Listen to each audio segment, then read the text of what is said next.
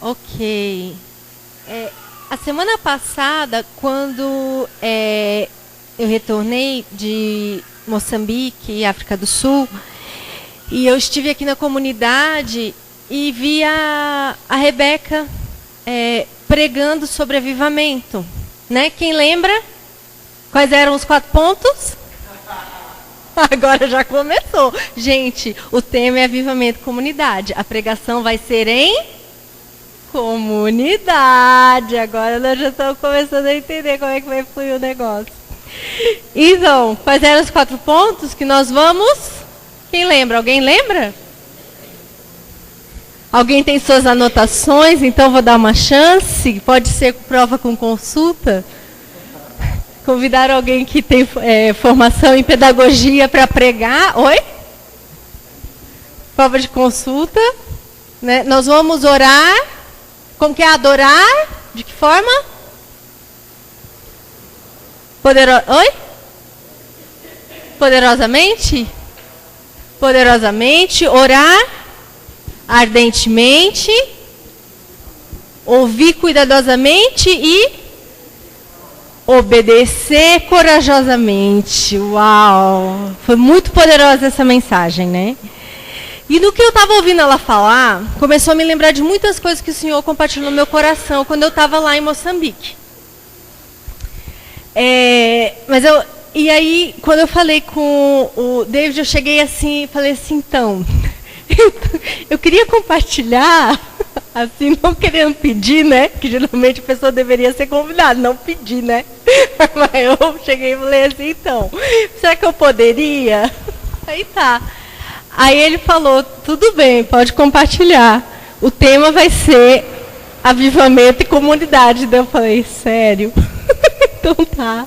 Então é meio que uma pregação que também é uma confissão, entendeu? Sabe quando você fala sobre um assunto que não é assim, gente, eu sou uma pessoa expert em comunidade, entendeu? Eu sou uma pessoa super excelente nisso, mas é tipo assim, eu já tive que ralar tanto para aprender, já caí tantas vezes, meu joelho já está todo machucado de ter aprendido essa lição, porque para mim, a minha tendência natural da minha carne, Michele, eu ando sozinha. Minha tendência é independência. Com 14 anos, eu entrei no avião, fui morar em outro país sozinha com uma família. Tudo bem, né? Meus pais, Deus os abençoe, foram ótimos pais, mas eles também confiaram bastante de colocar a filha nessa situação. Fui. Até nessa viagem conheci um pastor, um missionário, e o pastor ficou horrorizado, falou assim, mas então, como assim? Mas na Bíblia fala que Jesus enviou as pessoas em grupo e você está indo sozinha? Eu falei, não, calma, eu faço o trabalho sempre com alguém, eu não estou indo fazer o trabalho sozinha, eu só faço a viagem muitas vezes sozinha, isso eu faço há mais de 20 anos, está tranquilo. Mas quando eu chego lá, eu sempre estou fazendo em comunidade. Mas ainda tem aquela tendênciazinha, vocês podem ver, eu não me importo de sentar sozinha. Assim, é o natural para mim, isso é muito. Então tá, avivamento comunidade é aquela coisa, não é porque vem fácil para mim, mas é aquela coisa que eu tive que realmente aprender. Sabe quando fala, quando eu sou fraca, é aí que ele é forte? É isso. Quando eu sou fraca, é aí que ele é forte. Tá?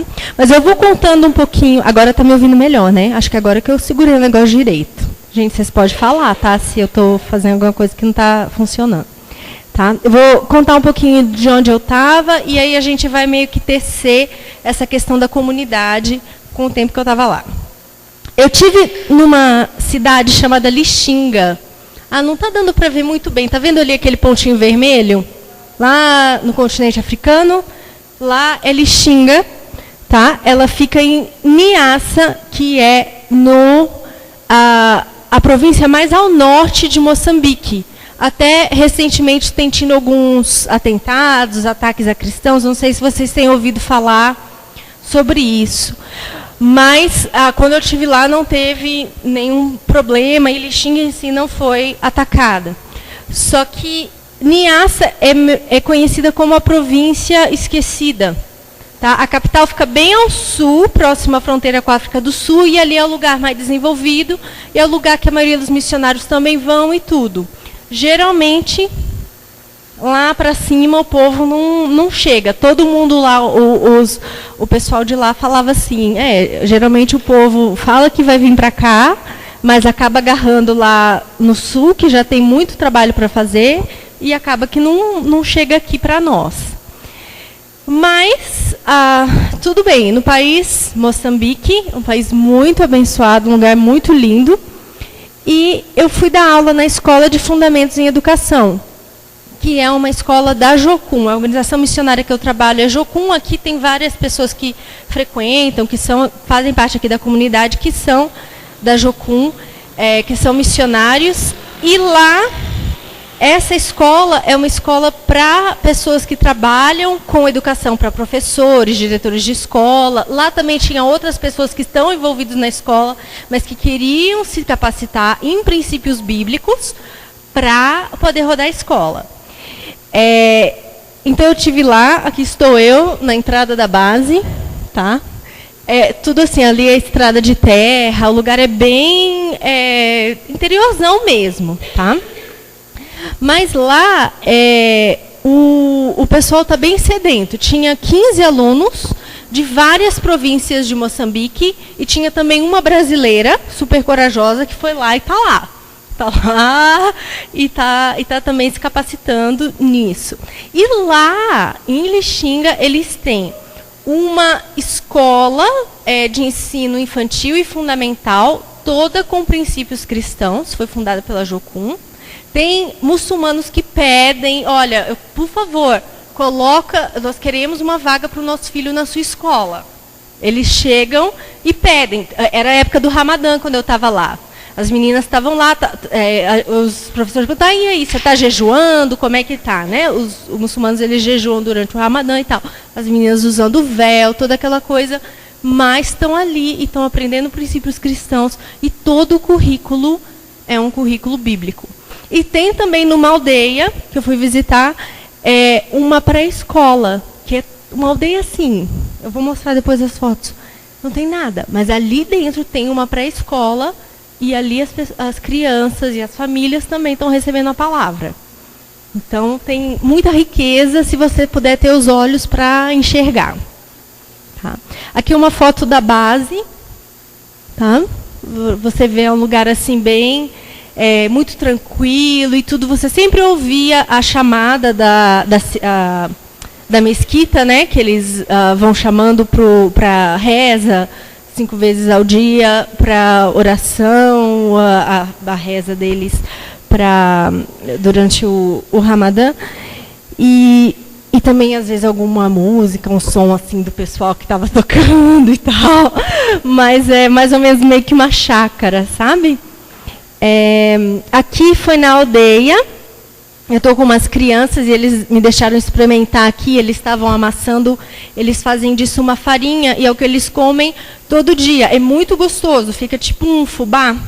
E eles comem isso, faz tipo um fubá e você come isso com peixe frito. Eu só fiquei muito triste porque eu não comi o negócio completo, que diz que vem uma couve com amendoim e não puseram amendoim e aí ficaram com medo da pessoa passar mal com amendoim. Eu falei, uai, tem que incluir no pacote completo, né? Mas tudo bem, Deus abençoe, porque estão tentando me cuidar e tudo, eu entendo o coração de cuidado.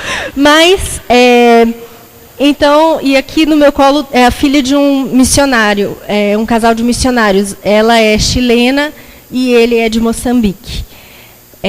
Então, assim, o lugar é realmente muito bonito e as frutas, verduras, legumes, o melhor que eu já comi na vida. Tá? Algumas pessoas falaram, você emagreceu, será que você passou fome lá? Eu falei, não, isso aqui não tem nada a ver com o tempo que eu passei lá. Foram só um total de 8 dias lá. Não deu nem tempo disso e também comi muito bem. E foi muita bênção. E isso aqui, gente, é o mercado deles. E é tudo arrumadinho assim. E muitas vezes eu tirei foto e eles estavam meio assim, por que você está tirando foto, né, do mercado? Nada a ver. E eu falei assim, não, porque muitas vezes a gente fala em desenvolvimento comunitário que o reino de Deus é ordem, beleza e abundância. E aqui, em cada cultura, tem algo que reflete isso. Deus não deixou nenhum povo tão perdido que não tenha algo que reflita um pedacinho do coração dele. Está aqui. Lá, num cantinho bem esquecido da África, um pedacinho do coração de Deus. Ordem. Tem ordem aí? Cadê a participação da comunidade? Pregação comunitária? Ok, pelo menos umas cabecinhas. Okay. Tem beleza? Tá, fica bonita assim? Quem é aí do design? Tá jeitoso? Vocês vão ver o arroz, gente. O arroz, do jeito que eles faziam, parecia dunas do deserto. Fazia assim, ó. Ficava aquela fileira de arroz assim. Muito legal. Tem abundância? Tem. Tá, muita gente lá tem horta na sua casa, muitas famílias. Então, assim, às vezes não é aquela imagem que a gente tem na nossa cabeça do que é África, do que é o que está acontecendo lá. Tá? A questão é apenas a gente ir e dar um apoio, mas realmente é só ser um suporte e dar aqueles princípios bíblicos e ajudar, mas a riqueza já está lá, as coisas boas já estão lá, as pessoas já estão fazendo muita coisa, tá bem? Mas eu fui lá para falar sobre crianças em risco. Né? Então, aqui está uma foto da sala de aula, está meio bagunçadinha, mas geralmente vocês podem ver, né? Meio assim que fica mesmo, tá? Não sei, só lá que ficou bagunçado, tá? Isso aqui é super... Tá? E eram 15 alunos, como eu falei, de vários locais diferentes. Também falamos um pouquinho sobre tráfico de pessoas, fizemos um treinamento para eles poderem fazer com os alunos deles uma forma bem fácil de fazer a prevenção de tráfico de pessoas, para que as crianças, as famílias não sejam enganadas, né, de pessoas que venham tentando levar as crianças para alguma oportunidade, entre aspas, mas que, na verdade, pode ser um grande engano. Né? Mas, então, como eu estava falando, eu fui falar sobre crianças em risco. Mas não só crianças em risco. Fala assim, tadinha da criança, está em risco, aconteceu isso, aconteceu aquilo, né? No começo era mais ou menos assim que eu falava, categorias de crianças em risco. O menino que está na rua, o menino que está nas drogas, o menino que está no tráfico, o menino... E era meio assim, aquela coisa pesada, né? E graças a Deus, Deus foi renovando minha mente. E hoje em dia é uma coisa mais assim, ok, vamos falar isso dentro de uma cosmovisão bíblica. Né? E pensando em desenvolvimento comunitário. Tá? Então, isso muda muito o jeito que a gente desenvolve. E tem muito a ver com o tema comunidade e avivamento. Eu sei, você pode estar com a sua dúvida agora. Essa menina está tentando juntar África, crianças em risco, desenvolvimento comunitário, tudo numa pregação só. Calma. Calma. Nós vamos chegar lá. Tá bom? Tá? Calma. Ok, mas primeiro, eu queria falar um pouquinho sobre cosmovisões. Alguém aqui já ouviu falar de diferentes cosmovisões? Queria ver as mãos. Tá? Sim? Ok. As cosmovisões é uma palavra meio assim... É meio cósmica, o negócio parece meio... Mas é uma coisa muito simples. É apenas o modo que você enxerga o mundo, o jeito que você vê a vida. Como é que a gente adquire, ou de onde que a gente tira esse nosso jeito de ver a vida, de ver o mundo? Muitas vezes é da nossa cultura, do que os nossos pais nos ensinaram, da crença com as quais a gente cresceu. E isso pode ser uma coisa assim, de, por exemplo, né, vamos crer que as crianças que estão crescendo aqui estão recebendo uma cosmovisão bíblica, né? Porque estão ouvindo a Bíblia, estão ouvindo a palavra, tudo. Então, elas vão crescer com algumas práticas e alguns costumes, que elas vão enxergar um mundo um pouquinho mais com a Bíblia, talvez que a nossa geração, se a gente não cresceu num lar cristão. Concordam? Estamos todo mundo junto? Se não, faz assim e eu volto. Não? Ninguém está fazendo assim para eu voltar? Não? Tá? Não? Ok. Agora, isso é uma forma intencional, mas às vezes a gente pode não perceber que a gente tem. Quando eu ouvi falar de cosmovisões pela primeira vez, Sabe o que eu notei que eu fazia? Umas pequenas superstições comigo mesma. Eu falava assim, eu sei, gente, vai parecer que é transtorno obsessivo compulsivo, tá? Eu tenho que pisar sempre aqui no meio, porque daí vai dar certo. Sabe assim, coisinha boba da cabeça, assim? Tipo, sabe aquelas coisas que às vezes seus pais falavam, vou bater na madeira, não sei o quê. Totalmente uma superstição, totalmente uma coisa que não faz sentido se você for olhar a Bíblia. Né? Que você sabe que não é a madeira que vai te proteger de alguma coisa ruim, quem te protege é Deus. Acho que todo mundo concorda? Sim? Tá. Ok. Agora, o que acontece? Às vezes a gente tem isso na cabeça e a gente não sabe. Né? Só que a cosmovisão, ela nos ajuda a responder as coisas mais básicas da vida. Tipo assim, de onde é que eu vim, para onde é que eu vou? Sabe aquelas coisas de filosofia, meio assim? Né? De onde é que veio o universo? Sabe, a pessoa começa a filosofar. Aí, querendo ou não, a sua cosmovisão vai te responder isso. Você sabendo que ela está te falando isso ou não. Entendeu? Então, vamos supor assim, de onde é que veio o universo? O que é a realidade de verdade? Tá? Isso tem tudo a ver com o avivamento de comunidade, gente, eu prometo. Tá? Não se apavore. Estamos juntos. É nós. Tá? Ok. Tem o secularismo. Alguém aqui já ouviu falar de secularismo? O que será que é o secularismo? Uma resposta da comunidade. Alguém? Participação? Eu vou levar o microfone, se vocês não responderem. E aí, aula de vocação, vai lá, secularismo, alguém? Uma coisa simples, gente. Vida voltada para as coisas materiais, perfeito. O cara que acha, olha, essa aqui já está tirando nota 1000, tá? Aqui, anota lá. Vida voltada para as coisas materiais. Então, se a pessoa acha que as coisas são materiais, de onde que ela acha que a realidade é? No fim, tudo é matéria, tudo é físico, não tem nada verdade no espírito, nada. Também? Ok. Agora, tem também o animismo.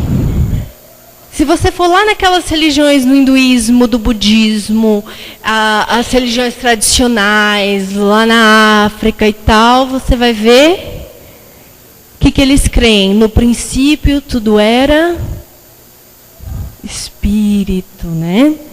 Era uma coisa só, tudo aí foi dividindo e tal. Então você tem essas duas correntes. Mas e nós? O que é que nós acreditamos?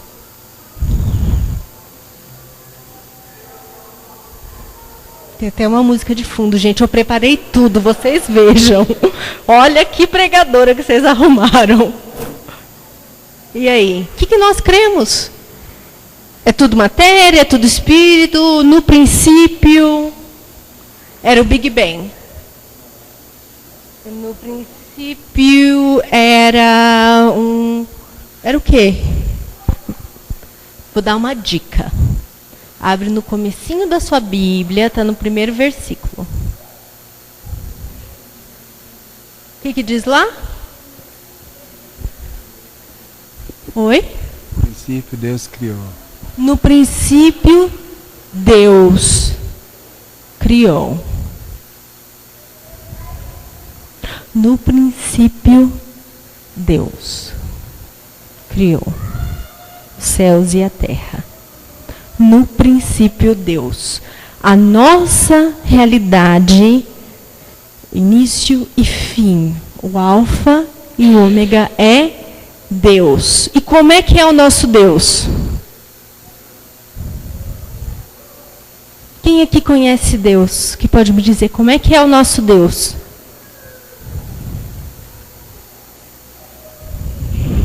Oi? O nosso Deus, ele é uma força invisível. Hã? Ele é uma força, sim, sem personalidade. Ah, não, está errado, não é. Como que ele é? Ele é uma pessoa, ele tem características pessoais, ele é relacionável. Ele é infinito, correto? Ele é infinito, mas ao mesmo tempo ele é único, correto? E são quantas pessoas? Eu já estou dando a resposta. 3. Quem são? Pai, Filho e Espírito Santo. Ok. Existe a Trindade. Gente, vocês entendem o tanto que isso é importante para nossa vida em comunidade, para o avivamento em comunidade? O fato de que o nosso Deus é triuno. Nosso Deus não é uma coisa só e ele não é apenas uma multidão de deuses, como os politeitas creem.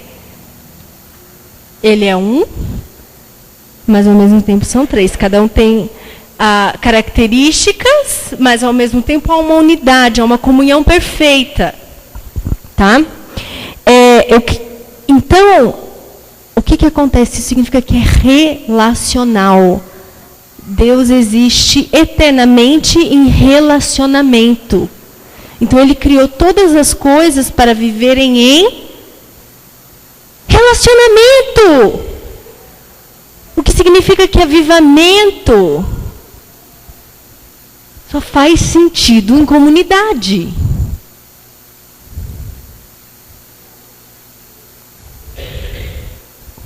Não quer dizer que a gente não deva buscar um avivamento pessoal. O avivamento começa com o indivíduo, porque se você não tiver para você, você não vai ter para o outro. Uma verdade não se sobrepõe à outra. Mas a partir dali, o negócio tem que fluir. Entendeu? Não adianta você ter um tempo maravilhoso, você e Deus, e fica ali. A menina que me discipulou era uma menina da Malásia, chinesa, ela era dessa altura. Ela tinha o dom de evangelismo, ela chegava para aqueles uns muçulmanos enormes, chegava assim, você quer ir num estudo bíblico lá em casa, sexta-feira? Eles falavam, quero. E ia todo mundo lá em casa estudar a Bíblia e jantar e tudo isso era dom dela. Mas ela falava assim, eu não quero que você vire um bebê gordo, né? E eu já sempre fui mais cheinha, eu já ficava meio insegura. O que será que ela quer dizer, né? Eu já bebê gordo, né? Falando em parábolas, a Chey. Ela falava assim, eu não quero que você seja uma pessoa que recebe palavras, recebe de Deus, mas que não está doando o que você está recebendo. Que você está apenas guardando isso para si. Não estou falando que você não deva buscar cura para as suas emoções. Tudo isso faz parte de um processo. Mas é saudável e você tem que buscar como é que eu vou compartilhar essa bênção que eu estou recebendo. Deus não criou nenhum de nós simplesmente para receber e ficar com aquilo. Mas sim para doar. Então, o nosso Deus, ele é relacional. Tá? E eu quero ler aqui no livro do Darrell. Esse livro aqui, gente, é Discipulando Nações, do Darrell Miller. Eu não sei se alguém já leu. Se você não leu e gostaria de ler, me fala. A gente pode conversar. Mas esse aqui é o meu livro de estudo, você pode ver. Esse aqui já foi em tempestade, já viveu algumas aventuras por aí. E está bem rabiscado, porque é livro que eu uso mesmo assim, para estudar e tudo. E ele fala muito sobre ele fala sobre cosmovisão e desenvolvimento. Então, como que a forma que você pensa influi no jeito que você lida com os outros e como você alivia a pobreza. Porque tem um monte de gente tentando ajudar os pobres, certo? Só que muita gente vai lá e fala, vou fazer uma doação. Vamos juntar aqui, vamos fazer assim. Só que o negócio, gente, é um pouquinho mais complexo do que muita gente pensa. Tá? E ele está falando aqui das implicações da Trindade. E ele fala o seguinte, ele está falando de um economista britânico chamado Brian Griffiths. Afirma-se que antes de existir o tempo, havia uma pluralidade de pessoas no Altíssimo. Deus não estava só. Ele não era uma figura solitária, incapaz de comunicar-se, para quem o amor fora uma ideia sem significado. A Trindade era uma comunidade, uma fraternidade. As pessoas da Trindade relacionavam-se umas com as outras e sempre têm feito isso. Isso tem duas implicações importantes. Sugere que a ideia de comunidade é crucial para a vida da sociedade. Qualquer visão da sociedade que analise o comportamento como se o indivíduo fosse alguma forma de autômato é deficiente, porque falha em capturar a importância dos relacionamentos. Não fomos criados para viver como personagens iguais a Robinson Crusoe. Vocês lembram um cara que foi um personagem de um livro, que ele foi para uma ilha deserta, ficou lá morando? Tipo aquele que como chama aquele ator? O Tom Hanks, que ficou lá na ilha, perdida, o náufrago, isso. Tipo ele. A gente não foi criado para ver, até que ele fez a bola de vôlei lá, o Wilson, né? Tentou ter um amigo, nem que fosse uma bola de vôlei. Assim também é o relacionamento que a Trindade expressa entre um e muitos, a unidade e a diversidade. Na Trindade, o Deus Uno não toma precedência sobre as muitas pessoas, nem muitos têm prioridade sobre um. A Trindade é o nosso modelo para os nossos relacionamentos. Tá? Você tem duas coisas. No animismo, né, que é aquelas religiões tradicionais da África, hinduísmo, budismo, somente o grupo é importante. Você tem tribos na África que você não tem uma palavra para significar meu. Você só tem nosso. A gente pode até achar bonito. Ai, que lindo, eles compartilham tudo. Mas aí apaga toda a questão da individualidade. Deus ainda te fez um indivíduo, Deus ainda criou um a um. Ele não fez a gente, todo mundo siamês, não é? Então, nessas comunidades, você não tem escolha a sua profissão. Você vai ser o que o grupo escolhe, o que todo mundo já fez sempre. Então, apaga o indivíduo. Isso é um extremo. O outro extremo é o quê? Que eu acho que está mais perto de nós. Só eu. É eu. Né? É eu. Só eu que importo. Não é? Então, eu só penso em mim, eu faço as coisas sozinha. Né? Lá em Moçambique deu para ver muito bem essa tensão. Porque você tinha os obreiros, alguns brasileiros, e aí você tinha o pessoal de lá. O pessoal lá é totalmente para esse lado de pensar o conjunto.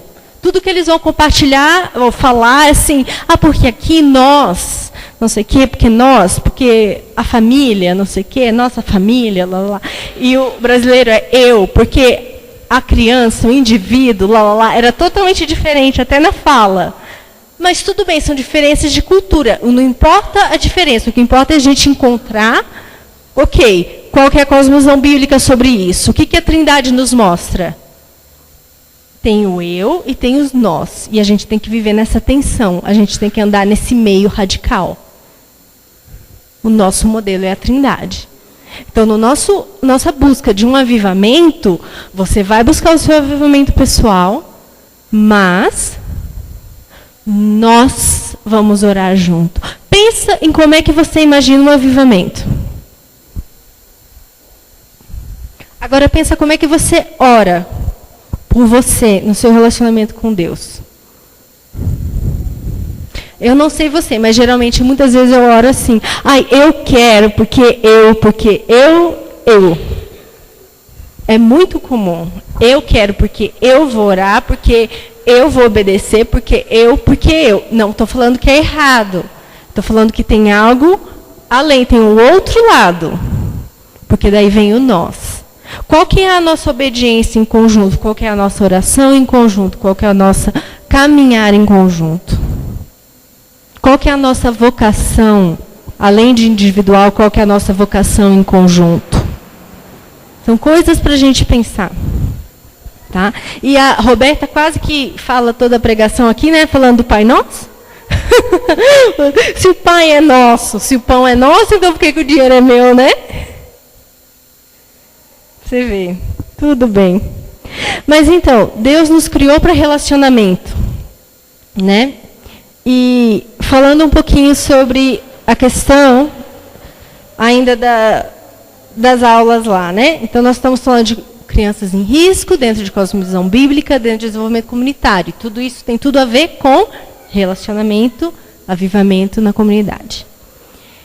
Deus nos criou, isso aqui eu sempre uso, gente, nas minhas aulas, tá? Deus nos criou com 4 relacionamentos fundamentais. Alguém pode, mais ou menos, imaginar quais seriam esses relacionamentos, usando esse recurso audiovisual?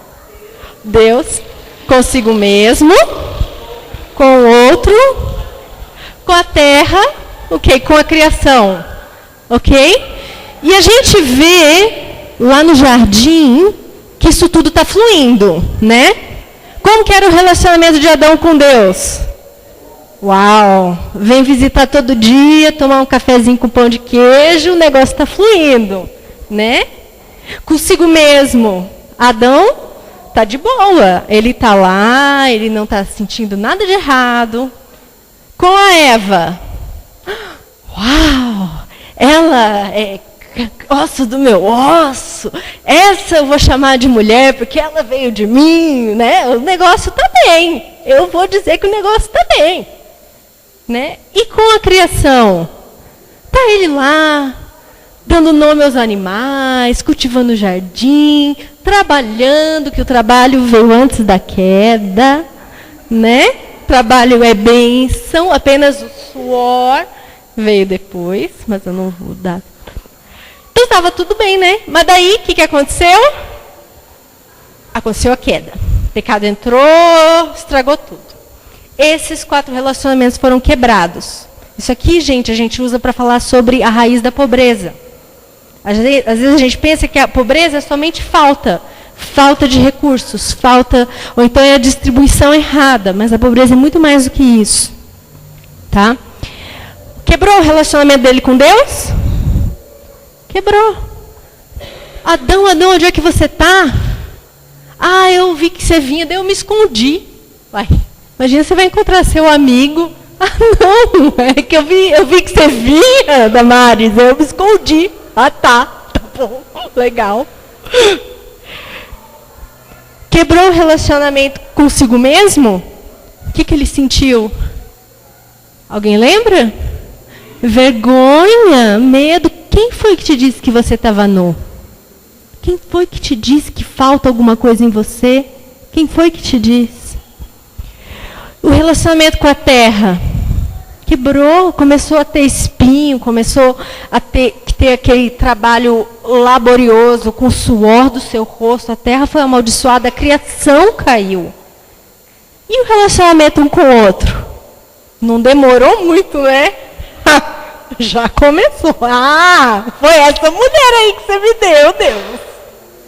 O apontado dedo foi rápido, né? Foi essa daí. E aí? Já quebrou o relacionamento.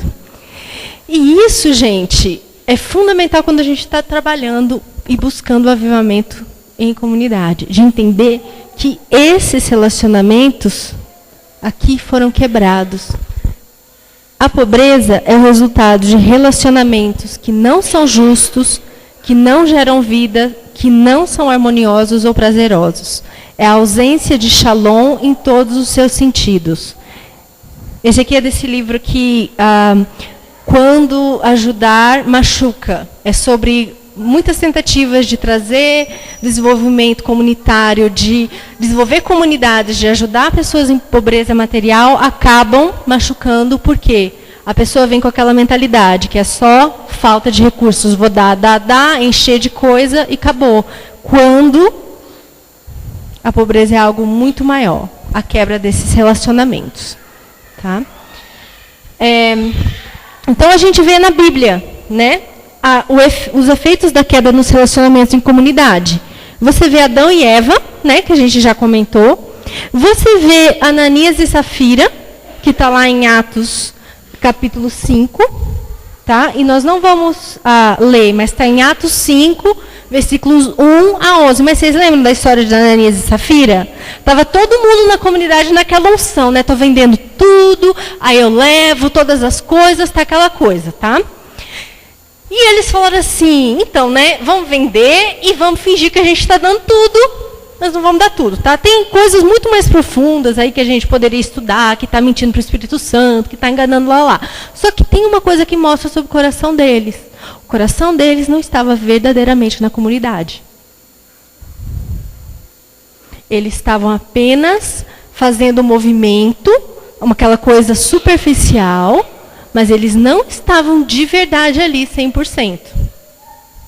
Tá? Não estou entrando nas outras questões teológicas de tudo que eles fizeram, tá? Mas é uma parte do coração deles. Está fazendo sentido, gente? Tá? Mas e nós?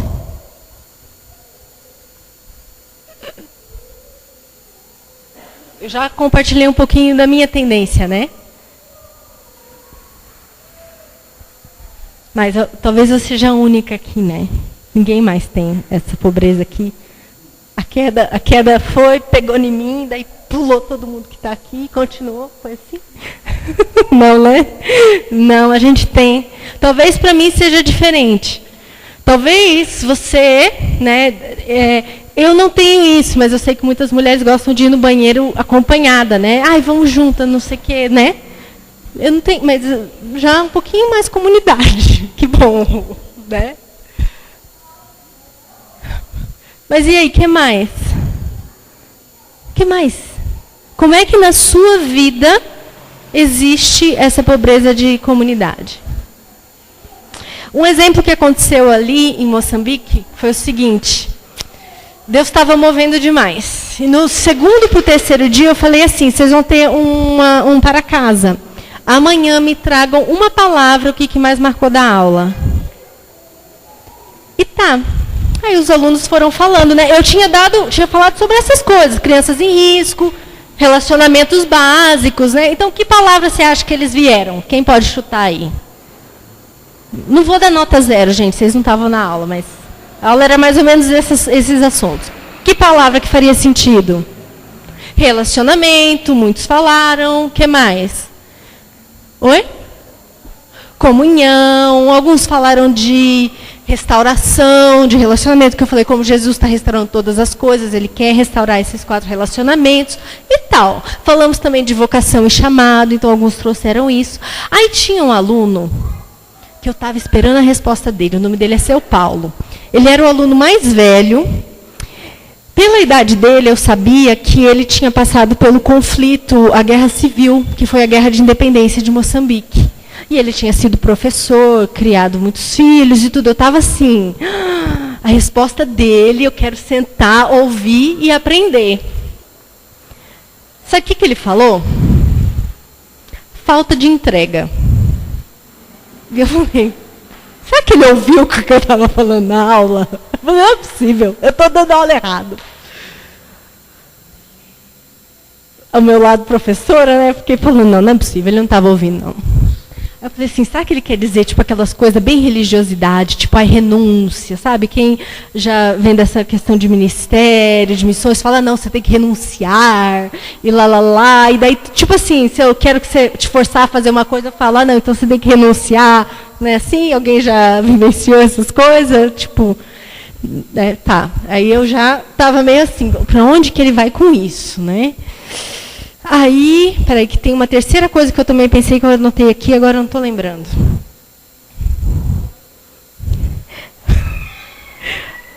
Aí eu pensei assim, mas ele está pregando para o coral? Aqui todo mundo é missionário, todo mundo é professor. Quem é que não entregou a sua vida, a sua família, as suas coisas aqui, né? Poxa vida, o povo é profissional de entrega aqui. Outra coisa que eu pensei, né, o orgulho, assim... Tá? Depois sim é outra pregação, tá? Não vamos entrar nessa parte, não. Eu entreguei tudo, Senhor. Não é nada disso, não é assim não, tá, gente? É normal, não tem nada disso, tem muita coisa. Até preguei sobre isso lá na Jocum, na quinta-feira passada, e falamos sobre, é muito fácil, às vezes, a gente entregar as coisas grandes, o quê, mas a gente não entrega o como a gente faz as coisas, né? E aí eu parei para ouvir o que o senhor estava falando, né? Porque o irmão estava falando. Porque, né, até agora a sabedoria estava lá embaixo, né? Minha. E ele estava falando da falta de entrega no seguinte sentido. Às vezes, por você não ter a coragem de obedecer, aquela obediência corajosa, de fazer o que o Senhor está chamando para fazer, um outro irmão está passando necessidade por sua causa. Alguém está deixando de receber algo. Ele não estava falando necessariamente de coisas materiais, mas tem muito a ver com o que já foi falado hoje, que a Roberta falou, mas tem muito a ver também com coisas assim. A hora que ele foi falando, você começou a falar assim, eu tenho muito do meu eu quero me proteger. Esse ano eu tive muitas questões de saúde, de finanças, e eu estava assim, quase que eu não fui. E tudo bem, Deus entende, eu sei e tal. E eu sei que eles estão querendo que eu volte para ministrar um curso mais longo. E eu estava meio assim, mas vai ser muito tempo e tal. Mas eu via a sede, eu via o tanto, e eu também quero ir, mas ao mesmo tempo eu quero me cuidar e me proteger. E fica essa tensão, sabe? E eu vi, Deus está falando comigo. Eu dizer não para eu dizer sim para o nós. Eu sou o que sou, graças ao que somos todos nós. E outra coisa que aconteceu durante o tempo lá foi o fato das orações de vocês, do apoio de vocês, o tanto que me fortaleceram. Foi a melhor viagem que eu já fiz. Eu já fiz várias, mas essa eu posso dizer que foi top, em termos do que Deus fez, o que realizou, das portas que Ele abriu. Então, muitas vezes você pode ir para um lugar muito pobre materialmente, mas que as pessoas se conhecem, as pessoas ajudam umas outras e tal. Ou você pode ir para um lugar super rico, o bairro mais rico aqui de Belo Horizonte, mas que ninguém sabe o nome um do outro. E aí, qual que é mais rico, qual que é mais pobre? Cada um tem a sua riqueza ou a sua pobreza. Só é expressado de forma diferente. E nesse trabalho da gente buscar o avivamento, de desenvolver comunidade, de realmente trabalhar com pessoas, não é só fazer todo mundo virar um igual, vamos todo mundo virar para a gente poder ficar igual aos crentes lá dos Estados Unidos, porque é assim que eles fazem lá. Não, eu não quero que a gente fique igual a eles lá, de jeito nenhum. E eu acho que Deus não tem isso para nós também, não. Nós temos outro jeito de adorar, nós temos outra unção, nós temos outro chamado como nação, nós temos outro fluir, outra ginga, né? Graças a Deus. Desenvolvimento verdadeiro, avivamento verdadeiro, é a gente chegar mais próximo às intenções de Deus. Mais próximo às intenções de Deus. Não é mais rico financeiramente, ou ter a casa melhor, o carro melhor, ou isso, ou as coisas que às vezes as pessoas estão buscando. Tá? Mas como é que nós queremos ser? Nós queremos ser avivados, né? Quem é que tem um exemplo de uma igreja avivada?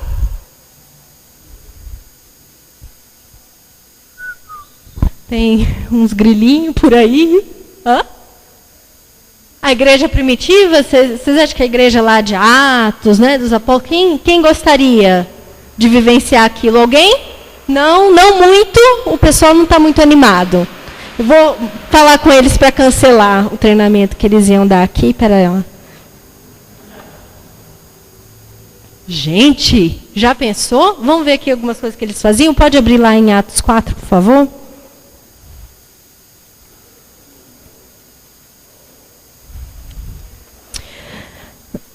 E nós não vamos ler tudo, tá? Mas estava uma bênção, gente. Pessoas estavam sendo curadas, tá? Pedro e João, eles tinham sido presos e eles tinham pregado para todo mundo lá, e aí responderam e tudo, e daí depois que eles foram soltos, eles vieram dar testemunho. E aí fizeram aquela oração, né? Na verdade, eu vou ler a partir do 29. Agora, olha a oração dele, gente. Imagina você estar avivado a esse ponto para você fazer essa oração de verdade, não só da boca para fora. Imagina, você está lá, você está sofrendo perseguição, eles estão aqui na porta, vindo ali para talvez nos prender, ou nos matar, ou nos expulsar da cidade, perder sua casa, nunca mais ver sua família, esse tipo de coisa. Estão ali, ó, tá vendo ali? Estão ali, tá? E aqui estamos nós vamos orar essa oração, imagina. Agora, Senhor, considera as ameaças deles e capacita os teus servos para anunciarem a tua palavra corajosamente. Estende a tua mão para curar e realizar sinais e maravilhas por meio do nome do teu santo servo Jesus. Uau! Isso é avivamento. Isso é querer tudo de Deus e não querer ficar faltando nenhum pedacinho, não é mesmo? Uau! Ouve essas ameaças aí, Deus, mas olha, nos dá coragem para te obedecer, nos dá coragem para fazer o que o Senhor nos chamou para fazer. E faz maravilhas, faz sinais por meio de nós. Depois de orarem, tremeu o lugar que estavam reunidos e todos ficaram cheios do Espírito Santo e anunciavam corajosamente a palavra de Deus. Isso é avivamento? Sim. A gente consegue ver facilmente, né? Da multidão dos que creram, uma era a mente e um o coração. Isso também é avivamento. Talvez não é tão alto, tão lá fora, mas essa unidade que eles tinham também é avivamento. E esse avivamento não viria sem essa unidade que eles tinham. Uma coisa anda junto com a outra. Tá? Um era a mente, um o coração. Ninguém considerava unicamente sua coisa alguma que possuísse, mas compartilhavam tudo o que tinham. Com grande poder, os apóstolos continuavam a testemunhar da ressurreição do Senhor Jesus, e grandiosa graça estava sobre todos eles. Não havia pessoas necessitadas entre eles, pois os que possuíam terras ou casas as vendiam, traziam o dinheiro da venda e o colocavam aos pés dos apóstolos, que o distribuíam segundo a necessidade de cada um. José, um levita de Chipre, a quem os apóstolos deram o nome de Barnabé, que significa encorajador, vendeu um campo que possuía, trouxe o dinheiro e o colocou aos pés dos apóstolos. Uau! Então o chão estava tremendo, pessoas estavam sendo cheias do Espírito, eles estavam enfrentando perseguição com toda a coragem, anunciando o Evangelho. E igualmente importante, igualmente poderoso, igualmente maravilhoso, igualmente avivado, eles eram um. Eles tinham a mesma mente, o mesmo coração, eles tinham unidade. Não é tá aqui que é super sagradão e tá, uau, aquela pessoa lá tá ungida. Isso aqui é igualmente valioso. Eles eram um. Um exemplo prático, rapidinho. Quando eu estava na Nova Zelândia, eu participei de umas reuniões, isso faz quase 3 anos. E a gente foi visitar um ministério que eles trabalham com homens que saíram da prisão, homens que vieram de gangues.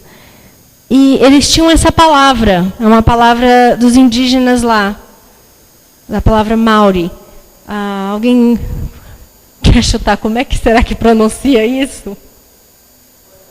Wanau, não é? É funnel. Eu fiquei muito ofendida na hora que eu fiquei sabendo que pronuncia funnel. Porque onde já se viu, vai pegar, vamos rasgar então o alfabeto, fonérico, como que muda assim totalmente? Mas isso é a nossa cultura contra a cultura dele. Deixa eles fazerem o som que eles querem. Funnel significa família. Eles levaram a gente na casa deles. Tem uma mesa enorme, de madeira verdadeira. E eles falaram assim, aqui é onde acontece o ministério. É ao redor dessa mesa. Uma das coisas que tocou muito meu coração quando eu vim para essa igreja, quando eu visitei, uma das primeiras vezes, foi a mesa. Porque aqui é onde acontece a verdadeira comunhão.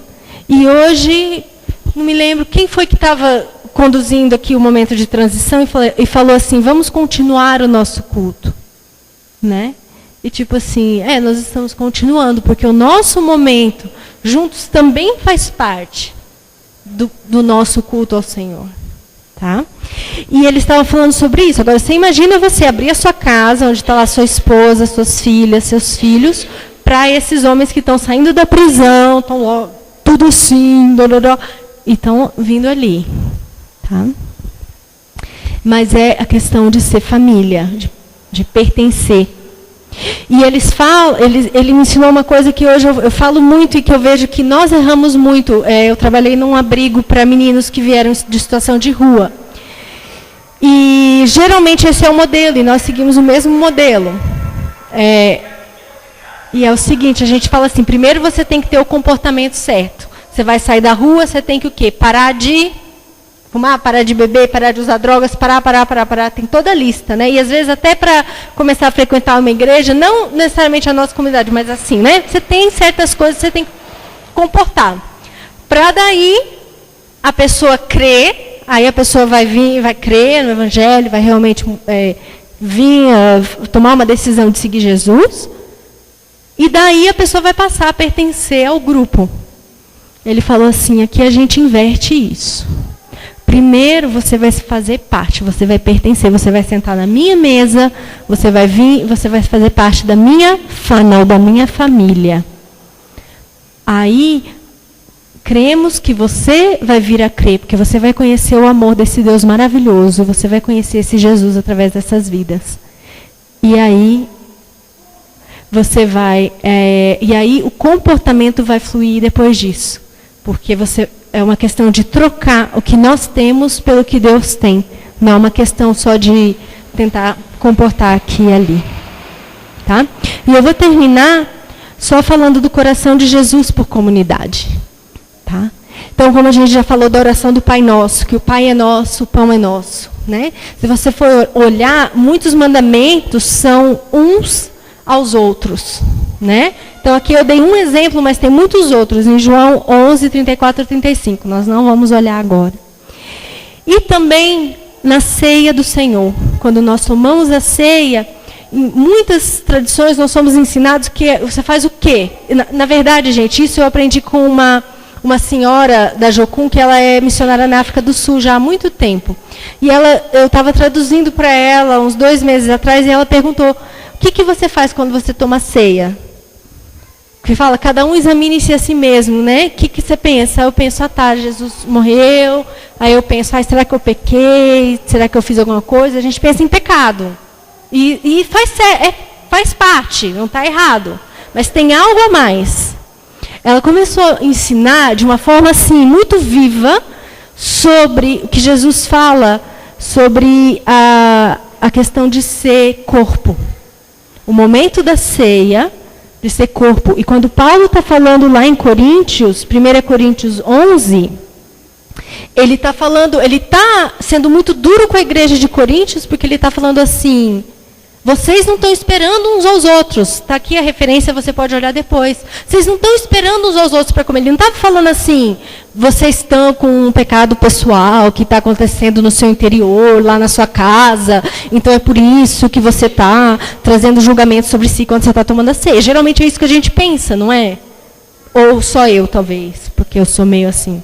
Tá, não. Mas ele está falando que vocês não estão sendo corpo, e vocês estão aqui e estão tomando a ceia, mas vocês não estão sendo um. Então, leia essa passagem e deixe Deus falar com você sobre ela, sobre ser corpo. E aí, a próxima vez que você tomar a ceia, pense e medite sobre isso.